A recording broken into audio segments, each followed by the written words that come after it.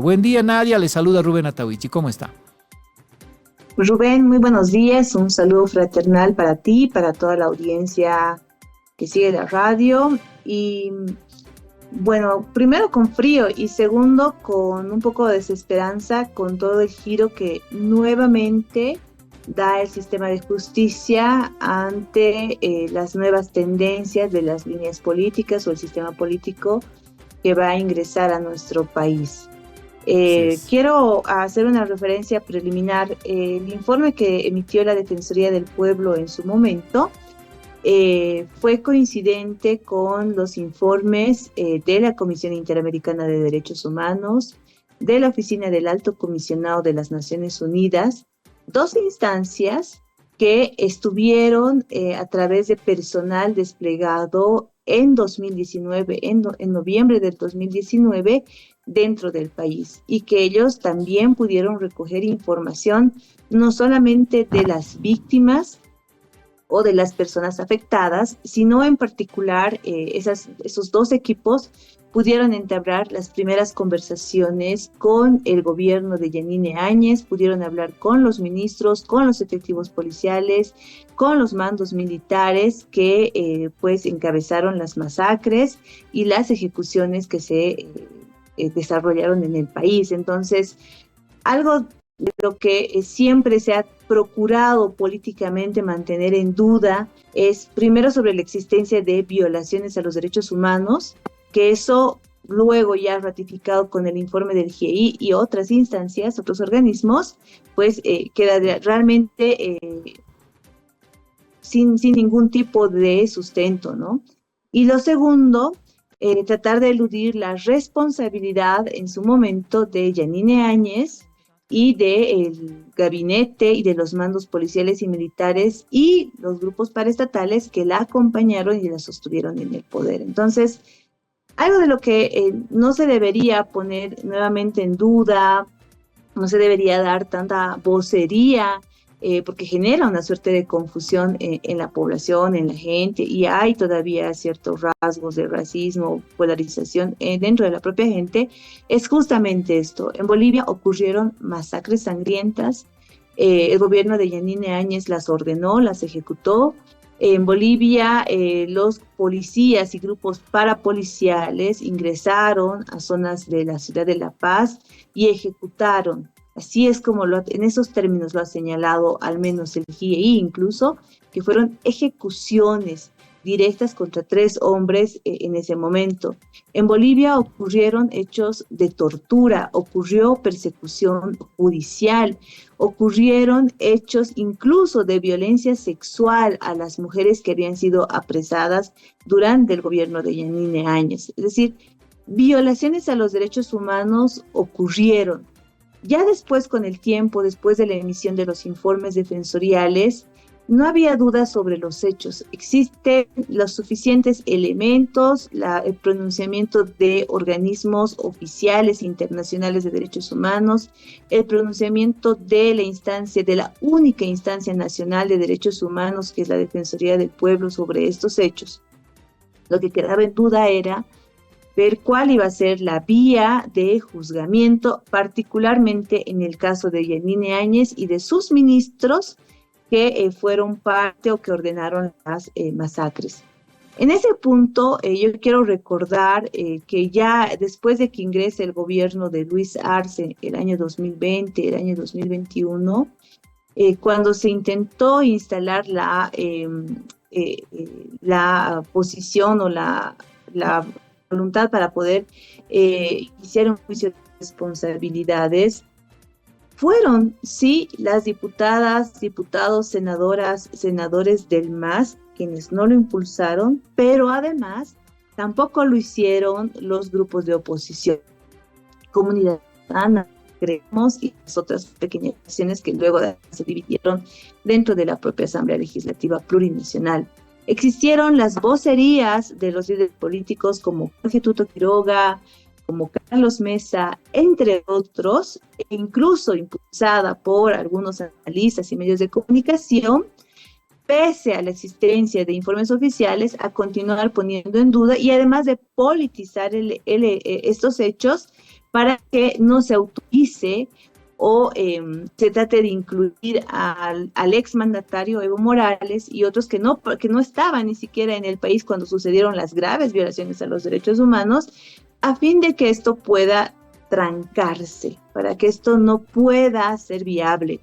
Entonces, si ustedes hacen una recopilación de las declaraciones de los parlamentarios de las diferentes tiendas políticas en el país, ya se había anunciado de que no irían a autorizar un juicio de responsabilidades contra Yanine Áñez, o al menos iban a poner las trabas y los obstáculos suficientes para que ese juicio, incluso autorizado, sea inviable. Entonces aquí una pregunta que lastimosamente ni el Tribunal Supremo de Justicia, menos las tiendas políticas, particularmente de oposición, Jorge Tuto Quiroga, que se ha arrogado de alguna forma la bandera de este manto de impunidad, es decir, si bien existen garantías del debido proceso, hay una regulación en nuestro país sobre los juicios de privilegio, ¿cuál debería ser la ponderación cuando el Estado también tiene la obligación de dar justicia a las víctimas, de esclarecer o establecer la verdad de los hechos a través de tribunales nacionales, a través de instancias de investigación llamadas por ley nacionales desde el ámbito penal? ¿Cuál va a ser el proceso de reparación dentro del pilar justicia cuando los procesos que han demorado aproximadamente 5 años están volviendo a foja cero? Nuevamente, claro, si revisamos las declaraciones y los análisis que se hacían ya en el 2020, recuerden las declaraciones tanto de Yanine como de sus ministros para obstaculizar el paso de justicia. Nosotros en su momento, el año 2020, desde la Defensoría del Pueblo, además denunciamos que había obstaculización, había clasificación de archivos para poder obtener información sobre las personas que individualmente habían ingresado a cada punto de masacre, que habían ingresado a los sitios donde se realizaron ejecuciones, etcétera, etcétera. Es decir, no solamente han sido las declaraciones o las disposiciones del juez del alto del tribunal de Sacaba, sino se da como un proceso de continuidad de volver al momento de las declaraciones oficiales gubernamentales, donde señalaban que no iba a existir justicia y que trataban de justificar los hechos de violaciones de derechos humanos en ese momento. Entonces,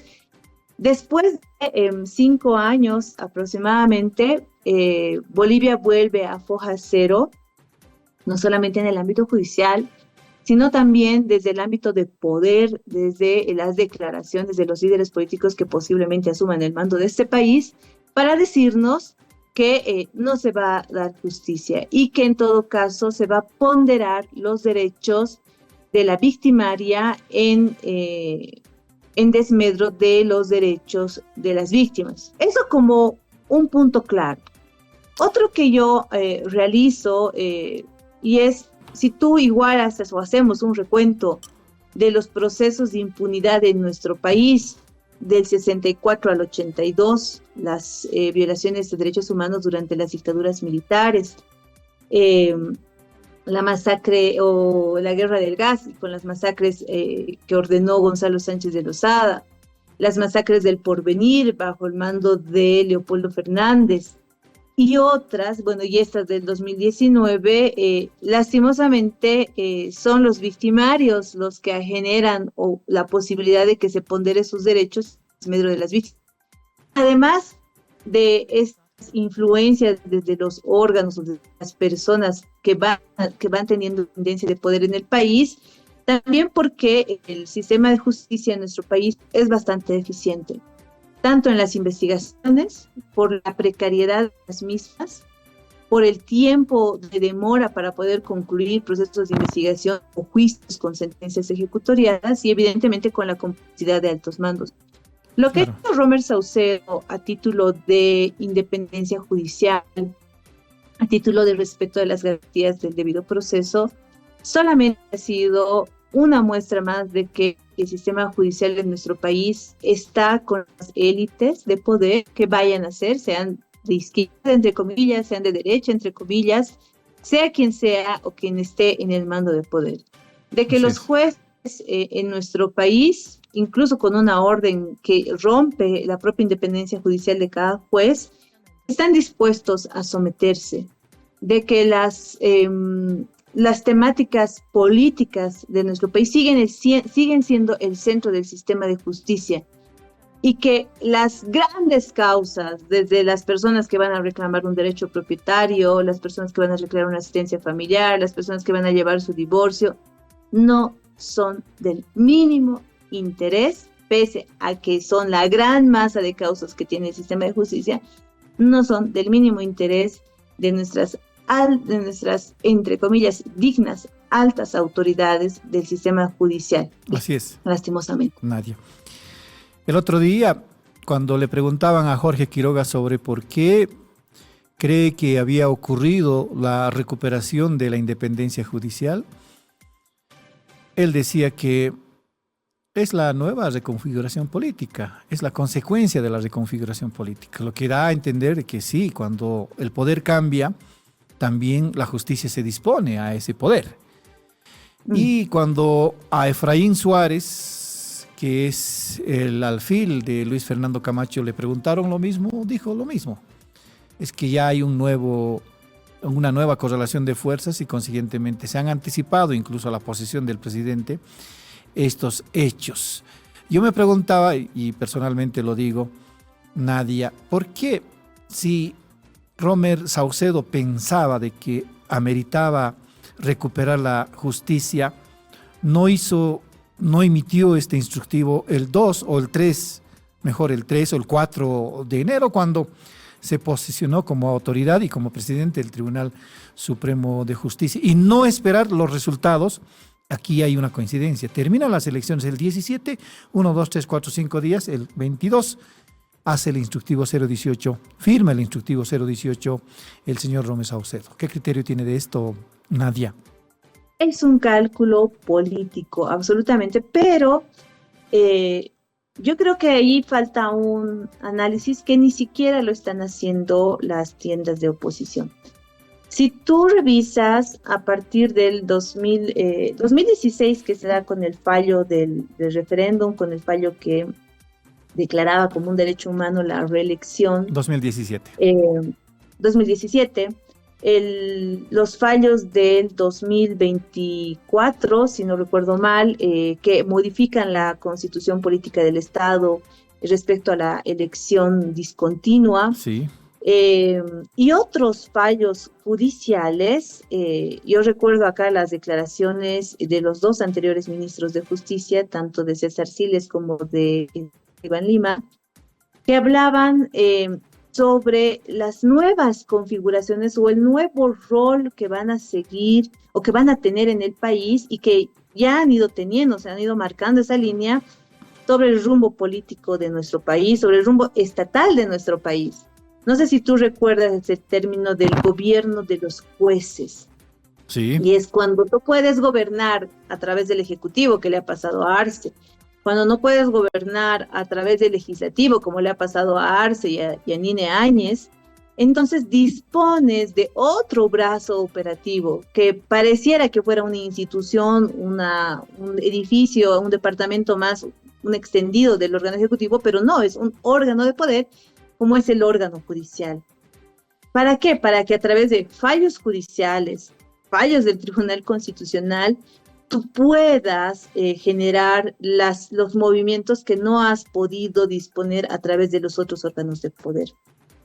Pero yo te decía, este punto es peligroso porque las anteriores altas autoridades, tanto del Tribunal Constitucional Plurinacional como del Tribunal Supremo de Justicia, ya comenzaron a saborear qué es tener poder y mando de poder político, influyente y fuerte en el país. Y te digo con seguridad y por las declaraciones, no solamente de esta instructiva que emite Romer Saucedo. Yo igual les invito a hacer una recopilación de todas las declaraciones o muestras que ha ido haciendo Romer Saucedo. Bolivia es un estado laico. Tú ves cómo se celebra el 6 de agosto en el órgano judicial. Sí. Eso es para llamar la atención. 2, Tú escuchas las declaraciones de ofensa que se sienten y de alguna forma, yo le digo, de autoridades al no participar el 6 de agosto por un tema absurdo protocolar que presidencia se ha aplazado, pero más allá de eso, en el bicentenario del país. Tú escuchas las declaraciones incluso anteriores, tratando de decir que el órgano judicial se iba a ser respetado a través de la independencia, tratando de generar un nuevo nicho o un nuevo espacio de poder, que con seguridad, como te digo, como todas las altas autoridades, como todos los que han sido parte del órgano judicial en nuestro país, se han arrodillado, se han rendido y se han ido a ofrecer al nuevo círculo de poder, pero aquí con una diferencia, de que ellos saben que además de ser peones, pueden ser alfiles que definan el futuro político y estatal de nuestro país. Yo creo que eso va a ser lo peligroso y yo presiento que Romer Saucedo tiene clarísimo ese punto o ese hecho y lo van a utilizar. Y ahí tal vez, no lo sé, pero puede ser que se termine de desinstitucionalizar, o sea, ya tenemos una crisis de desinstitucionalización en el país, mucho daño en relación a las definiciones para la población, pero que en ese momento el órgano judicial se suma como un actor bastante importante y con bastante visibilidad. Solo este hecho de haber emitido la instructiva antes de ingreso de poder es una anticipación, pero las declaraciones anteriores y la forma en cómo ha ido actuando el presidente del Tribunal Supremo también te están delineando eso. No hay que ser tan románticos cuando una autoridad nos dice independencia judicial, independencia de poderes, cuando por detrás o con la otra mano está haciendo todo lo contrario, irrumpiendo con valores y preceptos constitucionales. Ahora llama la atención también, con esto quiero cerrar este capítulo respecto a la actuación del Tribunal Supremo de Justicia, que líderes políticos digan que ahora sí actúa la justicia de forma independiente ante unos temas tan sensibles para la población.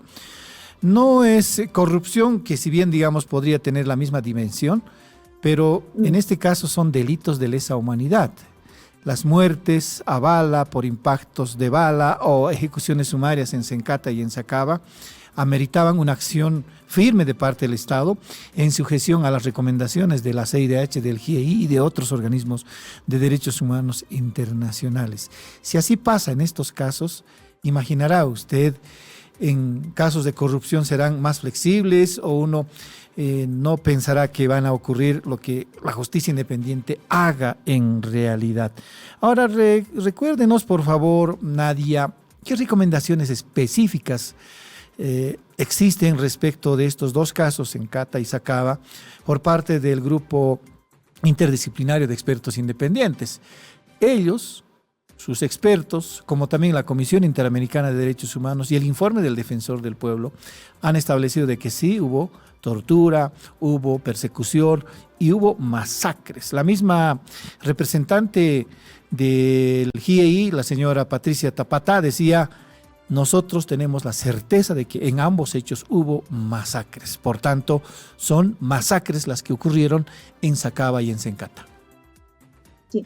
Yo quiero hacer una adición previa, Rubén, y es por qué los líderes políticos hoy, hace 1 año, 2 años, 5 años, niegan estos hechos de violación a los derechos humanos que han ocurrido.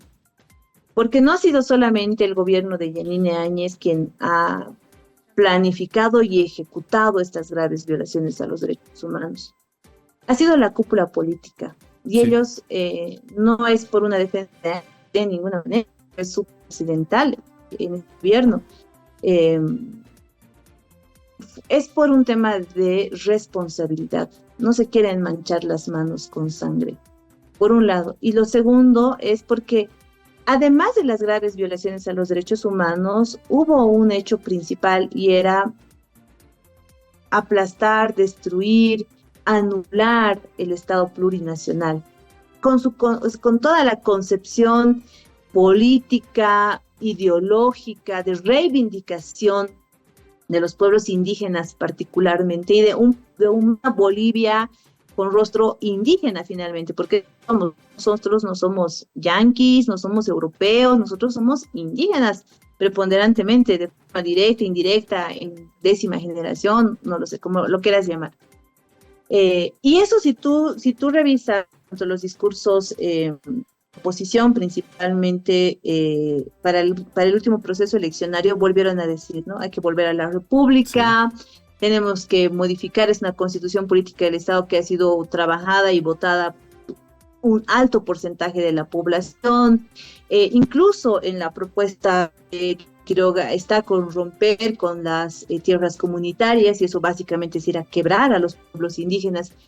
Es decir, detrás de la negación de estos hechos, no solamente una negación más a lo largo de nuestra historia sobre las graves violaciones a los derechos humanos. Están tratando, uno, de salvarse de responsabilidades, por un lado, hasta morales, y lo segundo, tratando de continuar con este discurso de que el Estado plurinacional debe morir. Esa es la propuesta, ese es el trasfondo ideológico político que además en su momento lo identificó la Defensoría del Pueblo, lo denunció la Defensoría del Pueblo, hoy básicamente silenciada, que el GIEI, después de que estos años de estas violaciones a los derechos humanos, estos hechos ocurrieron después de 2 años, lograron ingresar al país, lograron no solamente hablar con víctimas, hablaron con sectores de oposición, hablaron con instancias estatales, oficiales y demás, pudieron corroborar lo mismo. Hay un peligro latente, incluso detrás de estos fallos judiciales, en contra de lo que representa el Estado plurinacional, además de estas violaciones a los derechos humanos. Por un lado. Por otro lado, ¿por qué, qué dijo el GIEI? Yo te podría hablar del GIEI, lo del Alto Comisionado de las Naciones Unidas, pero prefiero hacer una rememoranza de lo que dijo la Defensoría del Pueblo, la única instancia que estuvo el año 2019 recogiendo cuerpos, visitando cárceles, entrando a los hospitales, que pudo estar del lado de las víctimas, que pudo ser parte bueno, fue la única instancia apabullada, arrinconada por el gobierno transitorio a través del ministro de Defensa, el ministro de Gobierno, la propia Yanine Áñez, de que existieron masacres. Lo que ocurrió particularmente en Sacaba y Sencata se denomina como masacres sangrientas, por la disposición de fuerzas policiales y militares, las fuerzas conjuntas, y la forma en cómo se atacó a población civil, que pese a los discursos se demostró por organismos nacionales e internacionales que la población civil estaba desarmada, porque incluso esa tarea particular se tomó y se dio a la tarea el gobierno transitorio. Algo que adicionalmente dice el grupo del GIEI, que es muy fuerte, es que en el caso de la zona sur de La Paz ocurrieron ejecuciones sumarias. Y eso en facilito es que un policía o un parapolicía, un civil, de los que estaban con sus casquitos blancos, que sí se los ha identificado, se ponía frente a una persona y le disparaba y la asesinaba. Eso es una ejecución sumaria y eso ocurrió en nuestro país. Que las personas que apresaron, y eso hay testimonios, hay pruebas de ese momento, donde por tener un carnet, donde su domicilio podía ser El Alto, podía ser Sacaba, o una zona que para la policía podía ser identificada como un bastión masista, esas personas solamente por portar un carnet de identidad con un domicilio que estaba señalado ahí, o por llevar una playera azul, o por tener un rasgo indígena, que podemos tener muchos y miles en nuestro país, solo por esas condiciones, las apresaban, las remitían. Si tú recuerdas, hay unas imágenes muy fuertes en patrullas, en camiones, así a mujeres, a hombres, a cientos de ellas, y las metían a celdas policiales e incluso a otras instancias que no eran lugares de detención. En esos lugares existe prueba marcada sobre plantación de pruebas, es decir, les plantaban prueba sobre hechos de tortura psicológica, tortura física, para que puedan declarar en contra de una o algunas personas o grupos que en ese momento ya estaban saliendo del poder. Y algo que el GI adicionalmente ha señalado es que ocurrieron hechos de violencia sexual contra mujeres que habían sido apresadas. Así es. En nuestro país, adicionalmente, y eso yo le escuchaba en alguna declaración a Áñez de una forma romántica decir que ella lo único que había hecho era pacificar el país, y es una mentira. Eso Claro. le dijo también al alto comisionado, se lo dijo a la Comisión Interamericana, se lo dijo al GI, y ninguna instancia pudo tener una prueba mínima de que eso haya sido real, porque lo único que hacía ella era polarizar. Y esto es algo que con esto voy a concluir, y es la única forma que, los grupos de oposición, Camacho, Pumari, Carlos Mesa, Jorge Tuto Quiroga y otros encontraron para generar esa desestabilización del poder fue con la movilización social. Que mucha gente fue movilizada de forma legítima, por supuesto, pero que se incrustaron grupos parapoliciales, paramilitares, paraestatales también, y estos cometieron delitos. La única forma que halló para irrumpir ese orden constitucional fue a través de esta movilización con sus aristas. Pero la única forma que Yanine Áñez encontró para terminar de sentarse en la silla presidencial, para poder de alguna forma iniciar sus días de gobierno, fue con sangre. Y ella lo sabe. Y el grupo que estaba alrededor de ella lo saben. Era la única forma, porque si no, la movilización podía continuar. Los bloqueos, particularmente en Cochabamba y en el Alto y en Santa Cruz y Potosí, podían continuar y no iba a poder sostenerse en el poder. Entonces, lo que llama pacificación en realidad fue su angurria para poder mantenerse en una silla presidencial que particularmente no le correspondía y que con los meses dio claras muestras de que no la merecía. Muy bien, ojalá se haga justicia. No sabemos, ayer hablábamos con Gloria Gisbert, ella decía que vamos a acudir a la CIDH para de una vez tome la comunidad internacional conciencia respecto de lo que se ha hecho estos días. 5 días, resoluciones express de parte de varios tribunales para liberar de culpas, porque ayer un colega me decía en las redes sociales, no, van a continuar los procesos, los han liberado para que se reencauce el proceso. Quizás en el caso de Yanine Áñez sí, pero usted cree, y a la audiencia le decimos que con esta asamblea legislativa que se viene, mayoría parlamentaria aplastante, con el PDC, con Libre de Tuto Quiroga y con unidad de Samuel Doria Medina, haya posibilidades de que la asamblea pueda abrir juicio de responsabilidades a Yanine Áñez? Tengo mis dudas. Gracias, Nadia. Un abrazo hasta donde te encuentras.